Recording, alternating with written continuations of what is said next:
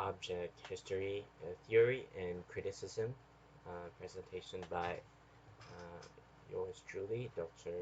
Lionel Sanchez, Assistant Professor at the Department of Architecture at the University of San Carlos.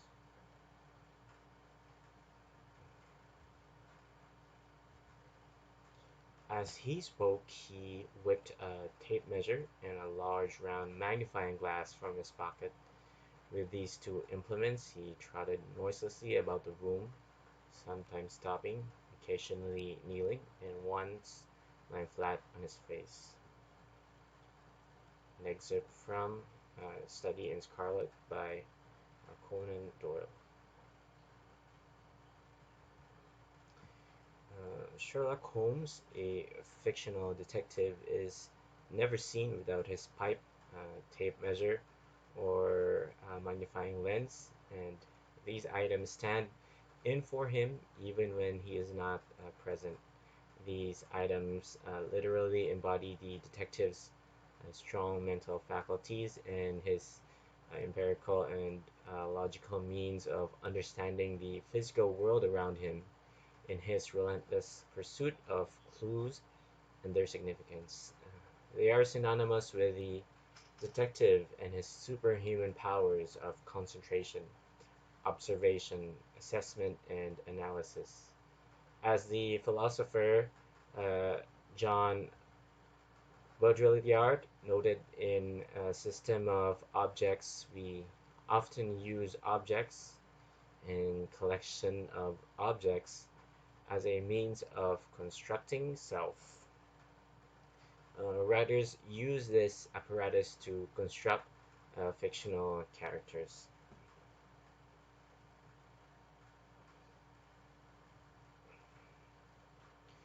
Architectural historian and theorist Beatriz Colomina has proposed that the interior environment itself is a detective story waiting to be decoded, and the role of objects in these stories in the form of a furniture, decorative objects, and everyday utensils, clothing, books, or family heirlooms illuminates these mysteries.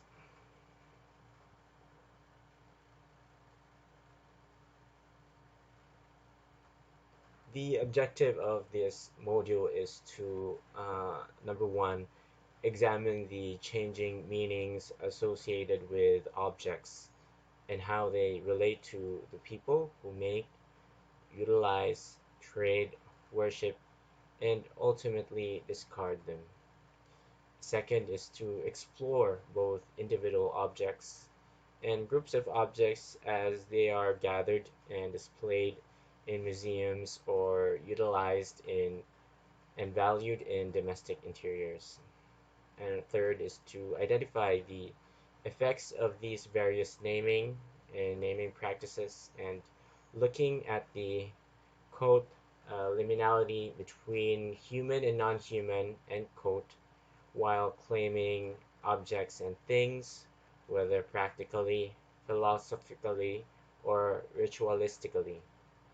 Fourth and last, to describe a few key methods for assessing and interpreting objects from the early modern era to the present, and present a variety of post 1945 case studies, including exhibitions, particular design objects, technologies, and publications to clarify how the relationship between subject and object has changed and is still evolving.